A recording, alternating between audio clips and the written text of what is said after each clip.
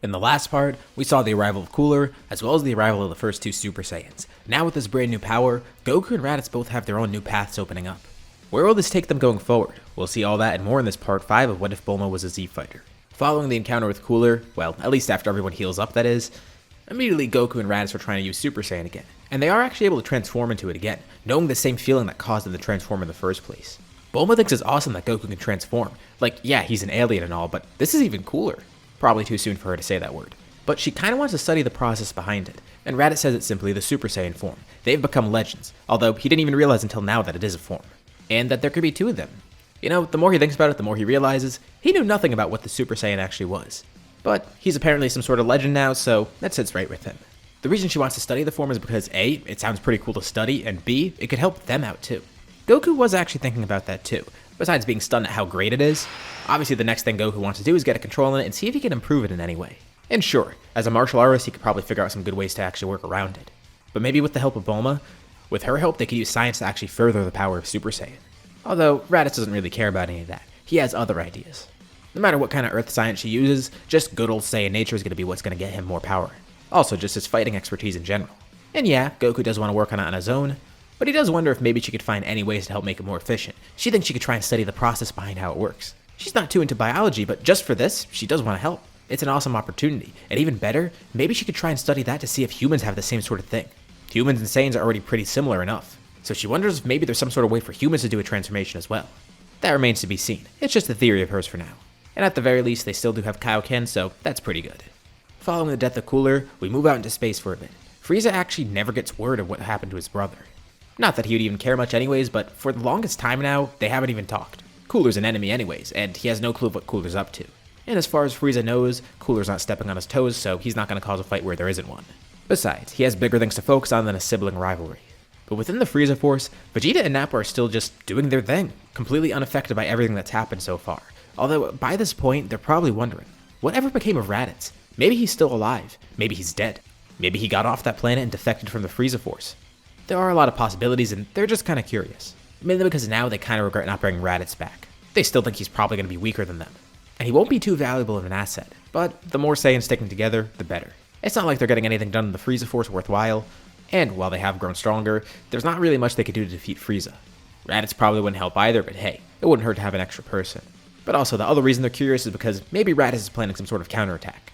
He's stuck on that planet, but who knows what he's been up to?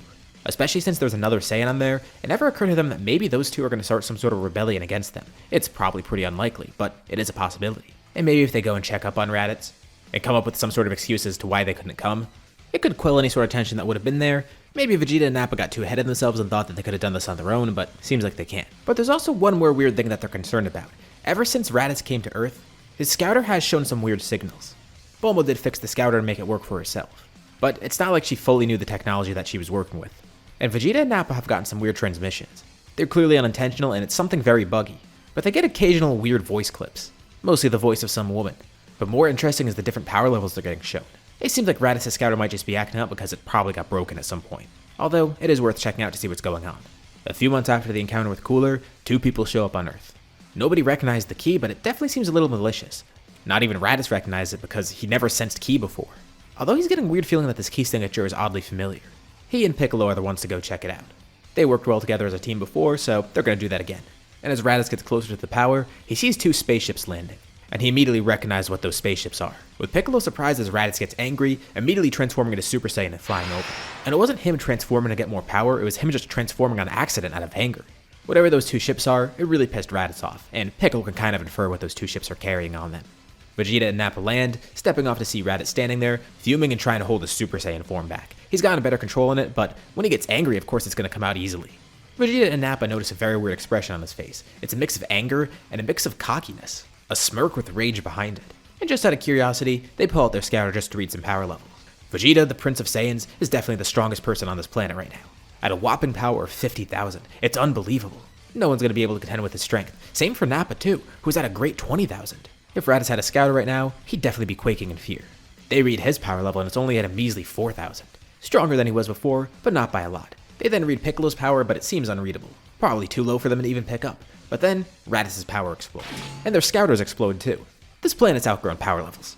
Whatever numbers they were just reading are useless. because Raditz yells at them and his power soars dramatically, asking them what the hell they're doing here. Just the sheer force of him powering up shakes the ground around them, making the two Saiyans incredibly confused. What happened to their scouters?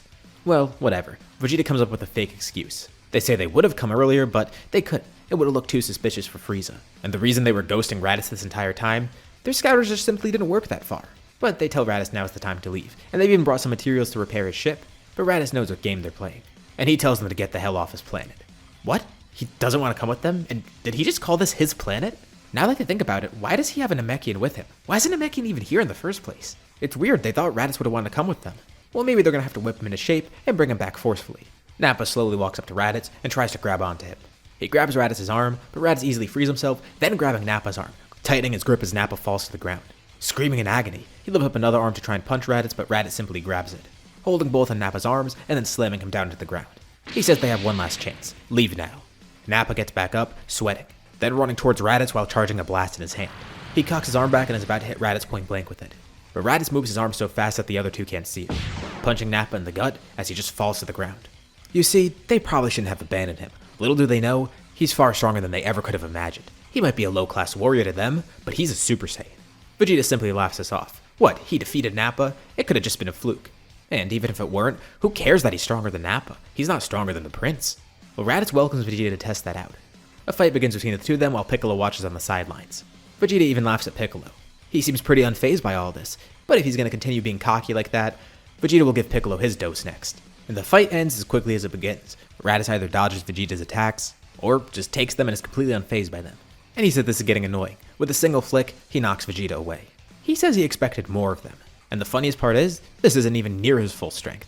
Just to shatter their pride a little bit more, Raditz then powers up to show them a taste of his true strength. Nappa regains consciousness and the first sight that he has is Raditz glowing. Vegeta obviously can't believe it either, and Raditz gives them one last chance to leave. A few minutes later, Goku flies over having sensed everything. Why did Raditz go Super Saiyan? He also sent him fighting two people who weren't too strong but did seem malicious, so it's worth checking out. And by the time he gets there, he sees Raditz standing with two other Saiyans. Piccolo tells Goku he didn't miss any fight. Well, there was a fight, but it was over the second it started. And it's been over. By now, Nappa and Vegeta have realized that they're not going to beat Raditz. But they've tried to appeal to him in another way, asking if he could help kill Frieza. They know now that he's killed Cooler. They've learned about everything that's happened so far. Whoa, Goku thinks he got here just in time. He skipped all their exposition. How convenient. And Raditz is then glad to see Goku there. He tells Kakarot to meet Vegeta and Nappa, the prince, and another one of his fellow soldiers. And you know what? He actually likes the idea of what Vegeta brought up. Raditz is going to go with them because he sees an opportunity. He's going to kill Frieza, and he's going to lead these two Saiyans since they now fear and respect him. Frieza won't be an issue. With their combined power, they killed Cooler, and Raditz has grown stronger since then too. But he asks if Kakarot would like to join them as well, just for a brief detour. He'll come back here eventually. Well, Goku kinda has no clue what's going on, but tells Raditz he prefers staying here. Besides, it doesn't seem like Frieza's gonna be too fun of a fight anyways. But he tells Raditz he can go knock himself out and go fight him. He'll probably win. This also is weird for Vegeta and Nappa to see. Raditz actually seems to somewhat have respect for Kakarot. He says he's grown to respect his brother as a warrior. It wasn't so bad being here, and the two of them have grown quite powerful together. It's a good thing Kakarot never came with them in the first place, and probably a good thing that Bulma prevented him from leaving. Otherwise, he wouldn't have become this strong. He wouldn't be the Super Saiyan. Or rather, one of the two Super Saiyans, telling Vegeta and Nappa they'd be surprised to hear that his little brother's stronger. And while he would like to surpass Goku, he does have a sense of pride for him too. They're low-class Saiyans and they're from the same family. If Kakarot's succeeding somewhere, that means Raditz probably is too and could reach that same level. And it's a good thing that Goku came over here because it makes it easier for Raditz. He had to let someone else know what was going on, because basically on a whim, he decides he's going to leave with these two. After all this time, he finally got what he wanted. His ship is finally fixed. He can get off this planet. But it's not going to become permanent. He's actually grown to somewhat like Earth. Bulma is called over too, and with all the parts they get, Raditz's ship is fixed. They also meet the other two Saiyans, Vegeta and Nappa. Yamcha thinks the two of them are creepy, and Bulma kinda thinks the same. Although that Vegeta guy might be her type, but maybe in another life. Raditz wishes them all well, as he unexpectedly departs Earth, with Vegeta and Nappa following him instead. At least temporarily until they can become Super Saiyans too. From here, a few years pass. Gohan finally starts fighting more, having trained with Goku and Chi-Chi a lot more often. Especially after Goku figured out how to transform, Gohan kinda wants to see if he could do that himself. Chi-Chi also gets pregnant with Goten at some point. She can't train in the meantime, but Gohan has a ton of time to spend with Goku at least. This does also mean that Goten's born a little bit earlier on in the story. Even without Raditz though, Goku's at least glad that he has some other rivals here, and he's mainly focused on Piccolo. Piccolo's kinda curious about how Goku's power works, and wants to see more of it. Besides, without Raditz here too, it seems like they're both in need of a good training partner. Krillin and Ten are mostly off on their own at Kame House, Chi-Chi can't fight right now, and Bulma has Yamcha. although everyone occasionally does train together from time to time. But also Goku does get some rematches with Piccolo, which they've both wanted for a while. Also over this time, Goku learns to get a better control in Super Saiyan, and thanks to some help from Bulma, they're able to figure out more of the processes behind it, allowing Goku to make it a lot more efficient too. Soon enough, this leads to Goku actually mastering Super Saiyan, and not too long after, Gohan's able to finally access the power for the first time. Although he still has a long way to go before he gets to Goku's level. Well, at least in terms of skill. In terms of power, Gohan's actually grown pretty quickly, which surprises Goku. Like, yeah, he knows Saiyans grow quick, but he didn't expect Gohan to grow this quickly, especially at that age. It's so weird because when Goku was that old, he was powerful, but not like this. He had his fair share of struggles, and at Gohan's power, he would have beat them all easily. And he's proud to see this, but it makes him wonder what Raditz is up to. Around the same time out in space, Raditz sneezes. Someone must be talking about him. Maybe it's Vegeta and Nappa talking behind his back. No, it couldn't be. He already put them in their place. Especially because now, he's already even improved Super Saiyan. Had he gotten help from Goku and Bulma, he could have used their respective knowledge of ki and martial arts, as well as Bulma's own scientific methods, and that could have made him Master Super Saiyan by this point. But he has improved it at least, going up his Super Saiyan grade 2. He simply calls this Super Raditz, an evolution of Super Saiyan that makes him buffer and a lot stronger, but not really much else changes with him. Vegeta and Nappa still haven't unlocked the form, but they're definitely on the cusp of it by now. Raditz did want to get a little bit more strength just to ensure his victory, especially because he was also going to be fighting King Cold as well. By the time he departed Earth, he had a better grasp on Super Saiyan and was definitely stronger than when he fought Cooler. But he realized he was probably a bit too hasty because he didn't defeat Cooler alone, it was with Goku too. But just to save face, he tells Vegeta and Nappa they're going to lay low for a while, but really, he's just using this time to train and grow stronger with Super Saiyan to ensure victory. And now he finally feels ready for it, arriving at one of the headquarters of the Frieza Force. Vegeta and Nappa make easy work of every soldier there, even the higher-ups like Zarbon and Dodoria. Although before they die, they're able to call the Ginyu Force in just in case. And that won't be too hard for Vegeta and Nappa. As long as they work quick and be wary of their abilities, that should be fine. Their training has been much more fruitful than whatever they had before. Ever since Raditz left, they've just been doing normal missions, and yeah, they did grow stronger from it. But it was never anything too intense, and that's why their powers were so low in comparison. Now with Raditz there and doing more intense training, they've seen some great gains. They're going to hold down the fort as Raditz goes in to fight the main targets. If the Ginyu Force arrives, Vegeta and Nappa will take pleasure in killing them. Raditz flies around the base destroying everything, trying to draw out Frieza and Cold. And as he's blowing up things randomly, a laser flies back at him, bouncing off his armor and doing no damage. Looking down to see the two of them together. Naturally, Frieza's fuming, and King Cold's gonna let him take care of it. He knew the Saiyans would try and betray him one day. But did they think this was gonna work? Yeah, they could have killed some of his soldiers, but they're not gonna do anything against him or King Cold. They know that, right? Actually, they know that they're gonna win here. Raditz is pretty confident in it. And then he looks over to King Cold, asking if he's heard from Cooler recently. No, they haven't. It's not like it's anything out of the ordinary. They haven't talked to him in decades. Well, Raditz says they probably won't be hearing from him anytime soon because he's dead. He's not going to be doing much more talking at all. A golden key starts surrounding him, and he asks if the two want to know who actually killed Cooler. Well, they could probably guess that by now, as Raditz starts bulking up and his eyes and hair change color, leaving Frieza and Cold stunned in fear, as a Super Saiyan stands before them. He holds up a hand and launches a single blast at King Cold, eradicating him completely. He then turns his hand to Frieza, but says he'll wait, telling him to power up. Cooler spilled the beans about his other forms. Besides, if he wants a chance at fighting here, he's gonna have to transform.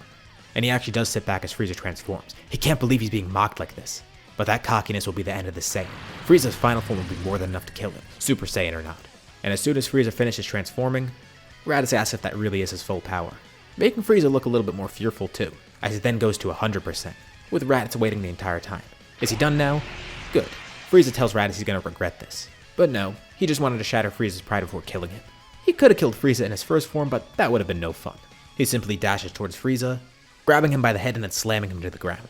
He then picks him up by the tail, swinging him into the ground and then flinging him far away. This is impossible. He's at his full power. Is he actually being embarrassed like this by Raditz? He tries to stop himself midair, but Raditz is the one to stop him instead, flying behind Frieza and catching him. He then turns him around and looks him dead in the eye, with Frieza clearly terrified. And Raditz is pretty happy. He expected Frieza to be stronger, but hey, even if the fight wasn't too fun, killing him is. Both of his hands start glowing as he holds Frieza's head in between them.